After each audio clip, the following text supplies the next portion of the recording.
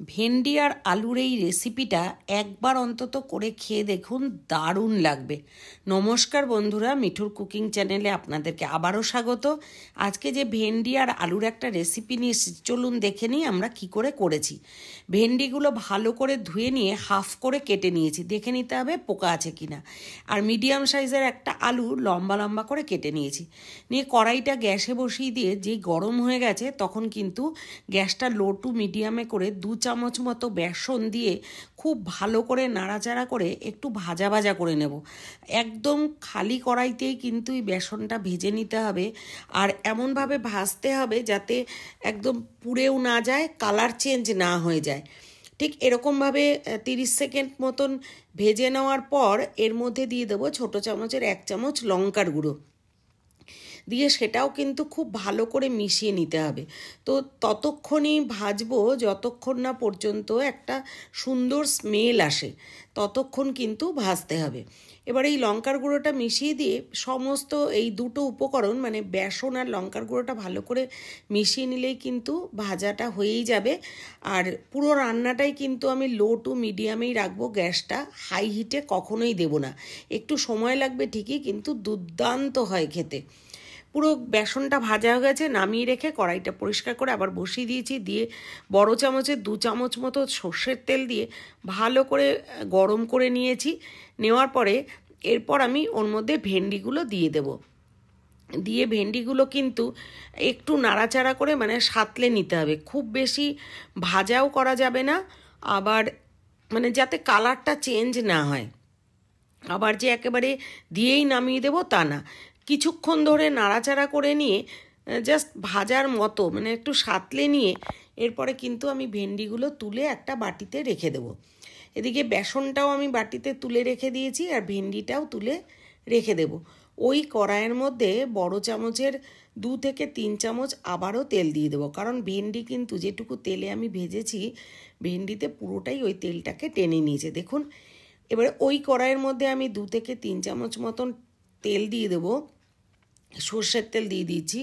দিয়ে ওই সর্ষের তেলটা গরম হলেই ছোটো চামচের 1 চামচ সর্ষে আর 1 চামচ সাদা জিরে দিয়ে 2টো শুকনো লঙ্কা চিড়ে দিয়ে একটু নাড়াচাড়া করে ভাজা ভাজা করে নেব। যেই একটা সুন্দর গন্ধ বেরোবে তখন কিন্তু কেটে ধুয়ে রাখা আলুগুলো দিয়ে দিয়েছি।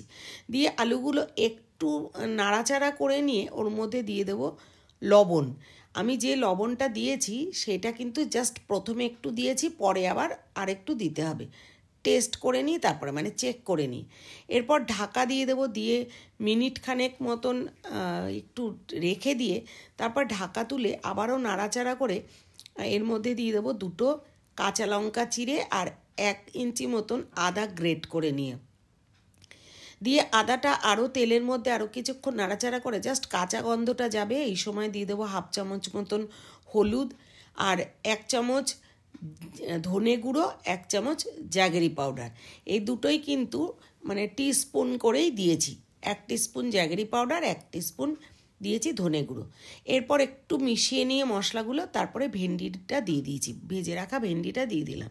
দিয়ে সমস্ত মশলার সাথে আলুর সাথে ভেন্ডিটা খুব ভালো করে কিন্তু নাড়াচাড়া করতে হবে। তারপরেই দিয়ে দেবো ভেজে রাখা বেসন আর লঙ্কার গুঁড়োটা, দিয়ে আবারও কিছুক্ষণ নাড়াচাড়া করে নেব। দিয়ে এরপরে আমি চাট মশলা দেবো ছোটো চামচের 1 চামচ মতন। পুরো রান্নাটাই কিন্তু গ্যাসটা লো টু মিডিয়ামে রেখেই করেছি, যাতে আলুটাও ঠিক সেদ্ধ হয়ে যায়, ভেন্ডিটাও সেদ্ধ হয়ে যায় ভালো করে। সমস্ত মশলাটা ভালো করে কষে নিয়ে ছোটো চামচের 1 চামচ মতন চাট মশলা দিয়ে দিচ্ছি আর 1/2 চামচ মতো ঘরে বানানো গরম মশলা দিয়ে দিলাম। দিয়ে আবারও এই উপকরণগুলো ভালো করে মিশিয়ে নিয়ে ভেন্ডি আর আলুর সাথে মিশিয়ে নিয়ে এবার 2 থেকে 3 চামচ মতো বড় চামচের 2 থেকে 3 চামচ মতন জল নিয়ে পুরো ছড়িয়ে ভালো করে দিয়ে দিলাম।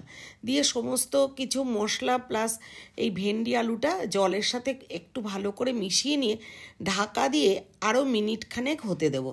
গ্যাসটা কিন্তু লো টু মিডিয়ামেই রাখতে হবে। এরপর যেই জলটা টেনে যাবে মানে ওই জলটুকু যে দিয়েছিলাম এটা টেনে যাবে, রান্নাটা কিন্তু একেবারেই কমপ্লিট হয়ে গেছে। খুব বেশি নাড়াচাড়া করারও দরকার নেই, আর আলুটা কিন্তু ঘাটার দরকার নেই। ঠিক একেবারে এই পজিশানে যখনই আসবে দেখুন কালারটাও অ্যাজ ইট ইজ আছে, আর রান্নাটাও কিন্তু সুন্দরভাবে হয়ে গেছে। এবার একটা সার্ভিং বলে শিফট করে দেবো। গরম গরম পরিবেশন করবেন, রুটি, পরোটা, ভাত, প্রত্যেকটা জিনিসের সাথে কিন্তু দুর্দান্ত লাগবে। 2টো রুটি যদি কেউ খায় এই সবজিটা দিয়ে 4টি রুটি খাবে, এতটাই টেস্টি। একবার করে খেয়ে দেখবেন এবং জানাতে ভুলবেন না। যারা চ্যানেলটাকে সাবস্ক্রাইব করেননি তারা সাবস্ক্রাইব করে আমার পাশে থাকবেন, আর যারা সাবস্ক্রাইব করেছেন তাদেরকে অনেক অনেক ধন্যবাদ। বেল আইকনটা প্রেস করতে ভুলবেন না যাতে পরবর্তী ভিডিওর নোটিফিকেশানটা আপনাদের কাছে থাকে। Thank you.